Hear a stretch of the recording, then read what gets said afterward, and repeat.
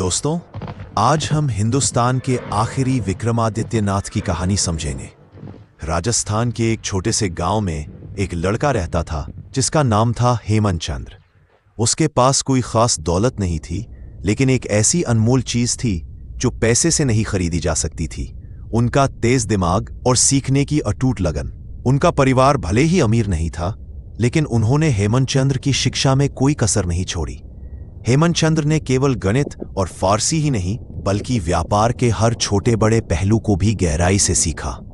समय के साथ उन्होंने अपने परिवार की आर्थिक स्थिति को सुधारने का फैसला किया। उन्होंने नमक और बारूद का एक छोटा सा व्यापार शुरू किया।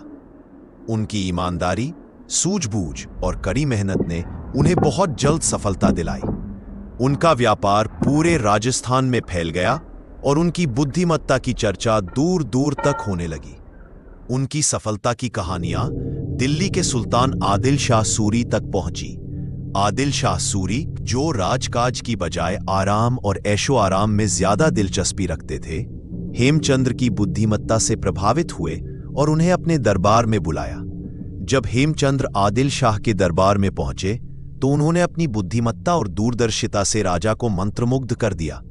उनकी बातों में इतनी सच्चाई और समझ थी कि राजा ने उन्हें तुरंत अपना मुख्य सलाहकार बना लिया। इस तरह एक साधारण व्यापारी की किस्मत का पहिया घूम गया और वह दिल्ली सल्तनत के सबसे भरोसेमंद इंसान बन गए। हेमचंद्र अब सिर्फ एक व्यापारी या सलाहकार नहीं रहे थे। राजा आदिल शाह ने उन्हें अपनी सेना की कमान भी सौंप दी। यह एक ऐसा फैसला था जिसने इतिहास का रुख बदल दिया। हेमचंद्र ने अपनी सेनापति की भूमिका में 22 युद्ध लड़े और हर बार उन्होंने विजय हासिल की।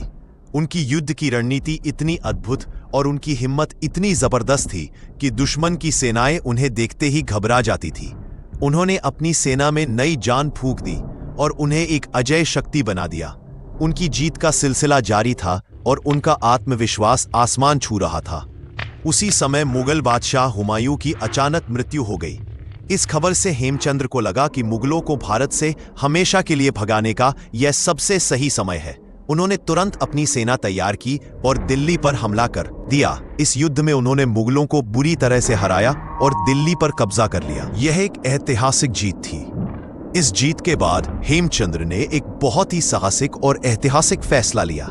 उन्होंने खुद को दिल्ली का सम्राट घोषित किया और भारत के इतिहास की सबसे प्रतिष्ठित उपाधि विक्रमादित्य धारण की। इस उपाधि को भारत के केवल सबसे महान और बहादुर राजाओं को दिया जाता था। इस तरह एक साधारण व्यापारी हेमचंद्र विक्रमादित्य के नाम से एक शक्तिशाली सम्राट बन गए, जिन्होंने भारत के इतिहास में एक नया अध्याय लिखा। हेमचंद्र विक्रमादित्य के उदय ने मुगलों को बहुत डरा दिया था। मुगल बादशाह अकबर और उनके संरक्षक बैरम खान ने इस नई चुनौती को खत्म करने का फैसला किया। 5 नवंबर 1556 को पानीपत के ऐतिहासिक मैदान में हेमचंद्र की सेना और मुगलों की सेना एक बार फिर आमने सामने खड़ी थी। यह युद्ध इतना भयानक था कि जमीन खून से लाल हो रही थी। युद्ध की शुरुआत में हेमचंद्र की जीत तय मानी जा रही थी। उनकी विशाल सेना मुगलों पर भारी पड़ रही थी। मुगलों के पैर उखड़ने लगे थे। तभी अचानक एक अप्रत्याशित घटना घटी जिसने इतिहास का रुख हमेशा के लिए बदल दिया। युद्ध के मैदान में कहीं से आया एक तीर सीधा हेमचंद्र की आंख में जा लगा। यह कोई जानबूझकर किया गया हमला नहीं था, बल्कि किस्मत का एक क्रूर मजाक था। हेमचंद्र दर्द से तड़पते हुए बेहोश हो गए और अपने हाथी से नीचे गिर गए। उन्हें गिरते देख उनकी सेना में हड़कंप मच गया। नेतृत्व के अभाव में उनकी सेना बिखर गई और मुगलों ने इस मौके का फायदा उठाया।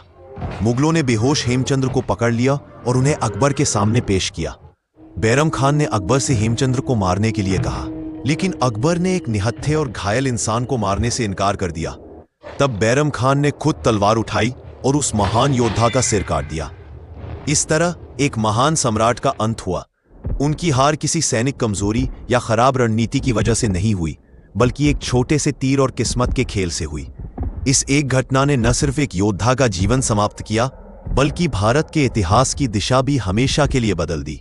हेमचंद्र विक्रमादित्य की कहानी हमें यह सिखाती है कि कैसे एक साधारण इंसान अपने दम पर असाधारण ऊंचाइयों को छू सकता है। लेकिन ये भी बताती है कि कभी कभी किस्मत का एक छोटा सा वार भी सब कुछ बदल सकता है।